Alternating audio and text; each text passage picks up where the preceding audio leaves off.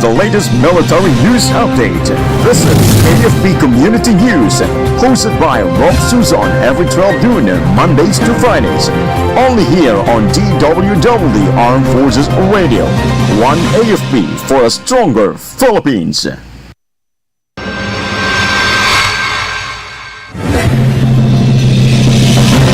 Philippine Army receives locally built Cobra weapon system to boost battlefield safety.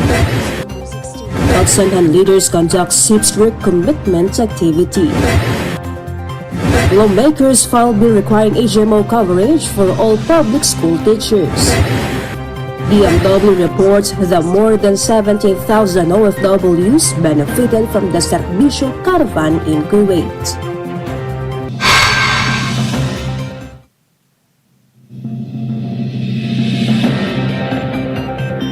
Hello to everyone, especially to our troops at Camp Emilio Ginaldo in Quezon City.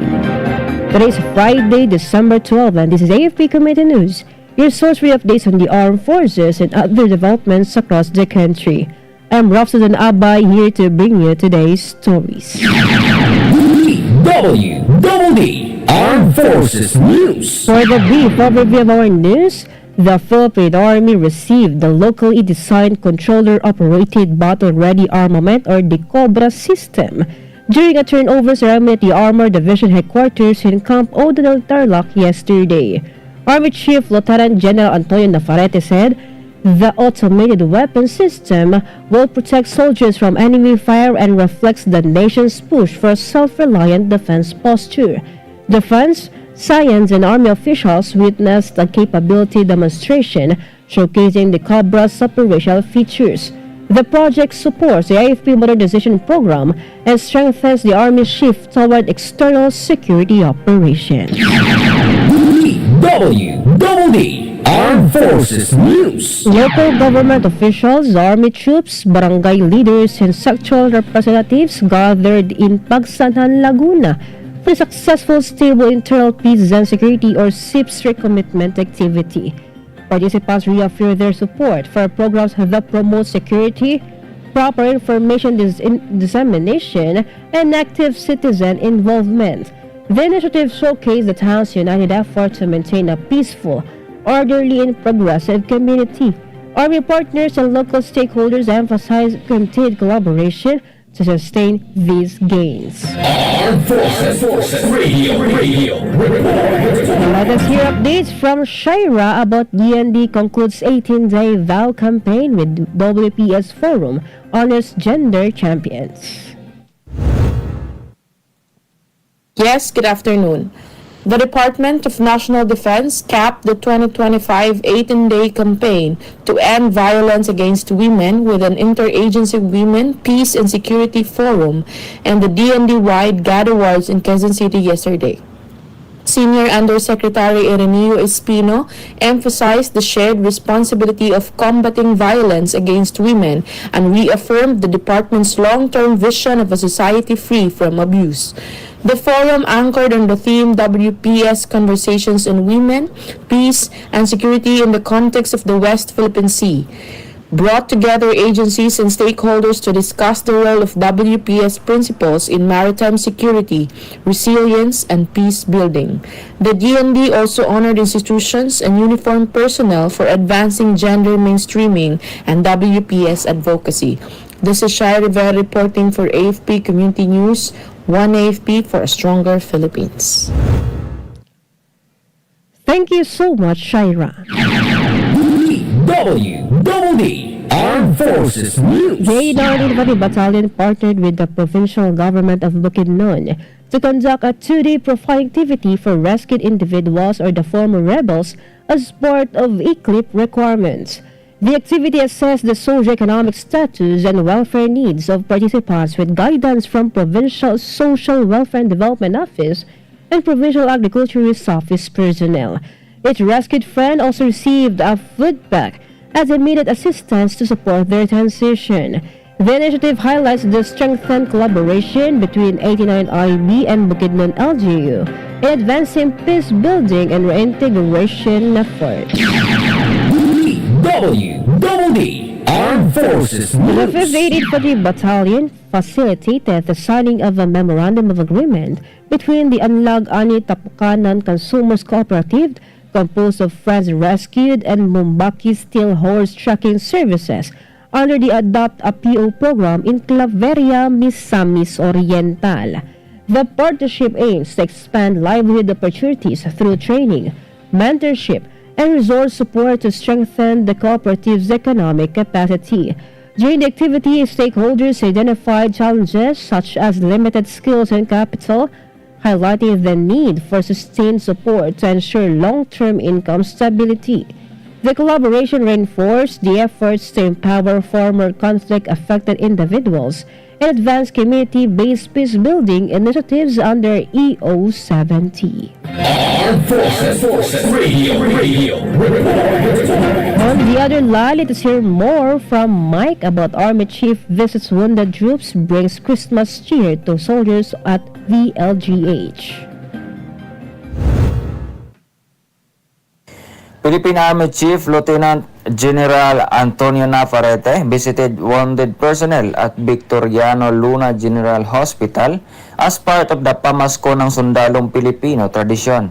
He was accompanied by G1 Assistant Chief of Staff Colonel Leac Santiago and BLGH Acting Chief Colonel Jose Rosel Reduble during the hospital rounds. The Army leadership distributed gifts to uplift troop morale during the Christmas season. The visit reaffirmed the Army's commitment in prioritizing the welfare and well-being of its soldiers. This is Mike reporting for AFP Community News, 1 AFP for a stronger Philippines. Thank you so much, Mike. DWDD Armed Forces News. The 8th Civil Military Operations Battalion held a meaningful mass wedding ceremony for 4 Army couples at its headquarters in Santa Rita, Samar yesterday. The event brought together soldiers, families, and sponsors as the couples exchanged vows in a simple yet solemn ceremony celebrating unity and commitment. 8th CMO Battalion Commanding Officer Lieutenant Colonel Dennis Rosario congratulated the newlyweds and emphasized the strong family foundations boost soldiers' morale and well-being. The battalion highlighted its commitment in supporting both the mission and the personal welfare of its troops through community-driven initiatives like this. DWDD National News. For our national news, Abralon District Representative J.B. Bernos and Solid North Party List Representative Ching Bernos are seeking the passage of a bill mandating the provision of health maintenance organization coverage for all public school teachers. House Bill number 6512, or the Teach Care Bill, aims to ensure the welfare of public school teachers who are overburdened by their workload. Under the bill, teachers who have served in public schools for at least 6 months will be entitled to medical and dental HMO coverage as part of their employment benefits. This will also institutionalize and expand Executive Order 64, signed by President Fire Marcos Jr., providing an annual medical allowance of up to 7,000 pesos to government civilian personnel, including public school teachers. Armed Forces Radio. And some information from Beth Tañete about Army EOD troopers trained Bucor personnel in Davao Prison and Penal Farm. The Philippine Army's 3rd Explosive Ordnance Disposal Platoon successfully conducted the AORA Class 01-2025 dialogue training for 43 Bureau of Correction personnel at the Davao Prison and Penal Farm, led by First Lieutenant I.B. Joy Palatao, and course strengthened participant ability to identify, report, and respond to explosive threat through hands-on instruction and safety-focused modules. Army EOD trainers emphasize vigilance, preventive action, and interagency cooperation as day elements and protecting communities from explosive hazard. The program completion highlights the Army DWDD battalion's commitment and enhancing public safety through education and capability development. This is Beth Neta reporting for the AFP Community News, one AFP for a stronger Philippines. Thank you, Beth Fanyete. DWDD National News. The Philippine government delivered a total of 26,252 transactions to more than 17,800 overseas Filipino workers during the first Bagong Bayani ng Mundo OFW Serbisyo Caravan in Kuwait. The Department of Migrant Workers said the 3-day caravan held in the Gulf state from December 5 to 7 is one of the largest single deployments of government services for OFWs this year. Migrant Workers Secretary Hans Leo Kakdak reiterated the administration's commitment to expand the outreach that aims to bring government services directly to OFWs.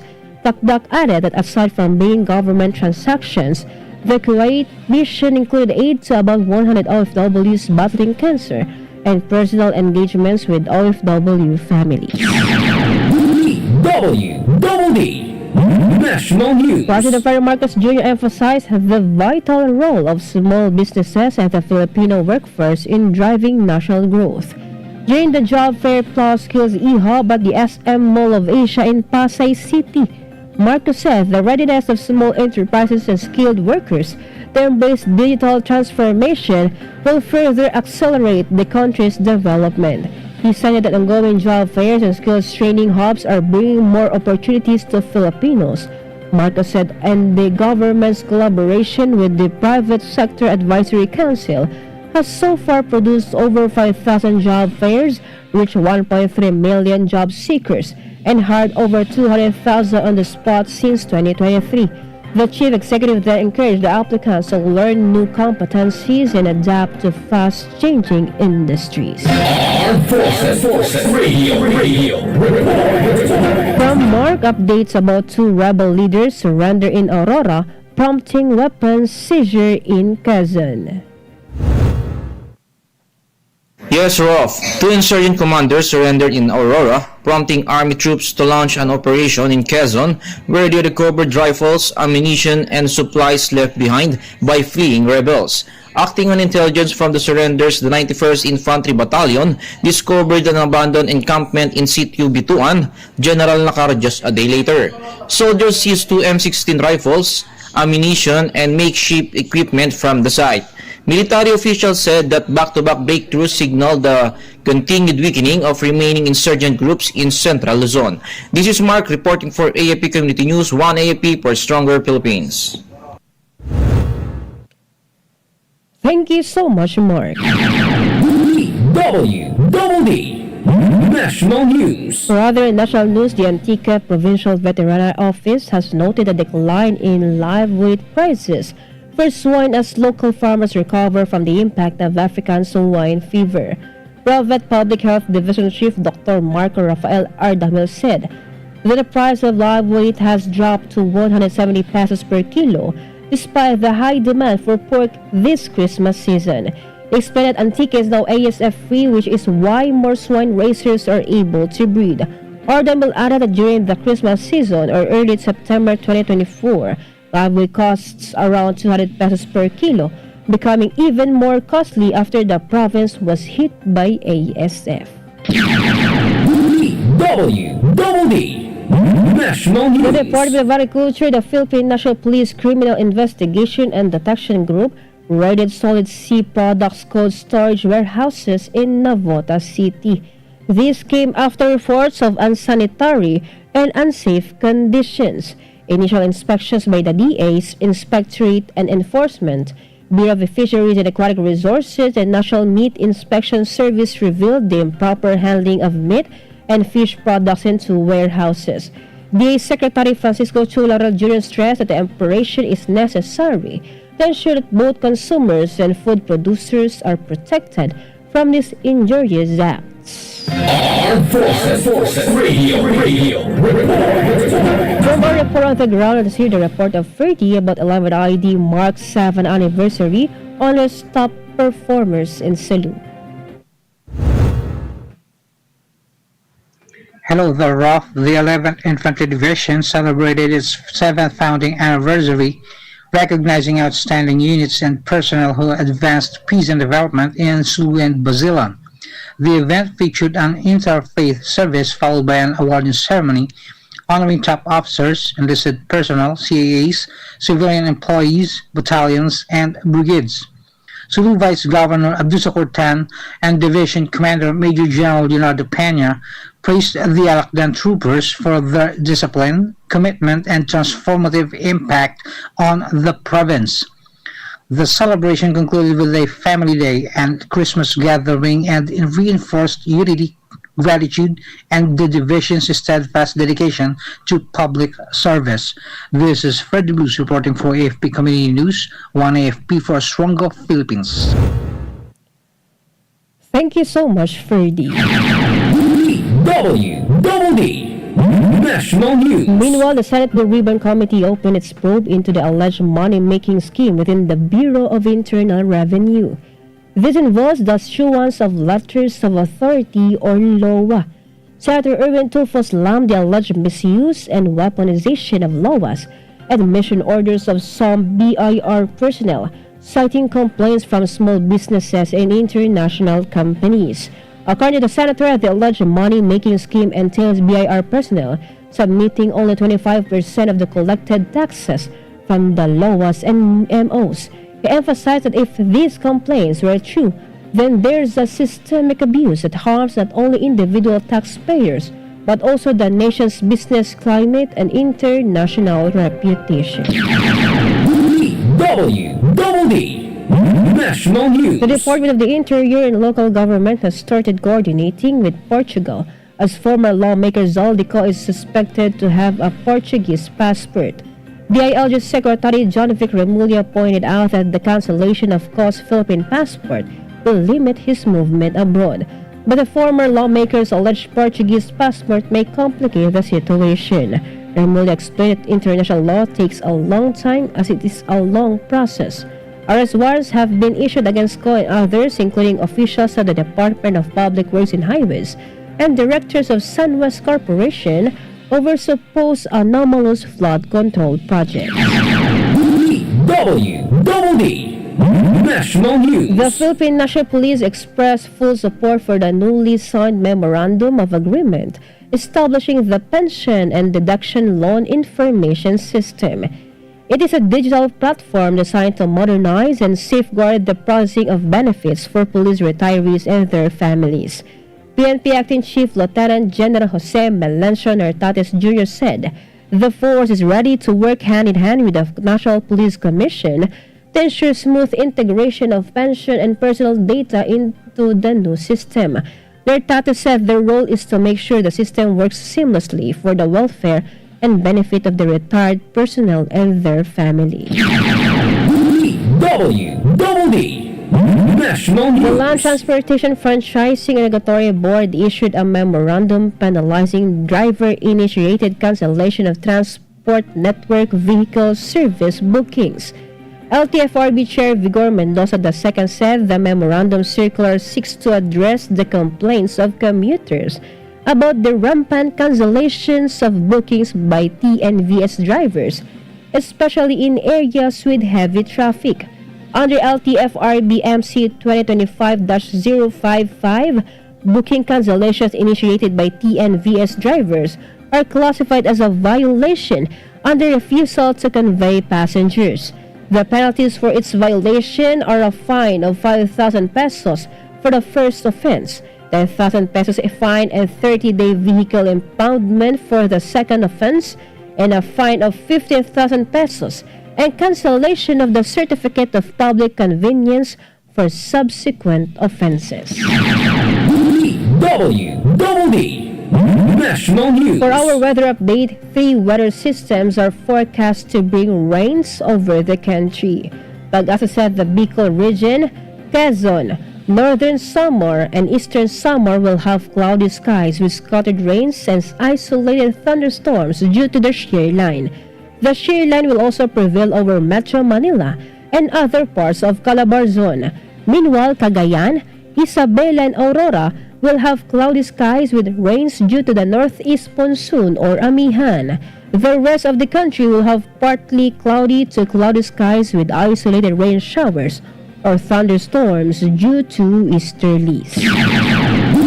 DWDD Armed Forces News. And that concludes today's broadcast, and thank you for tuning in, especially to our audience on AFP Radio, the WWD's Facebook page.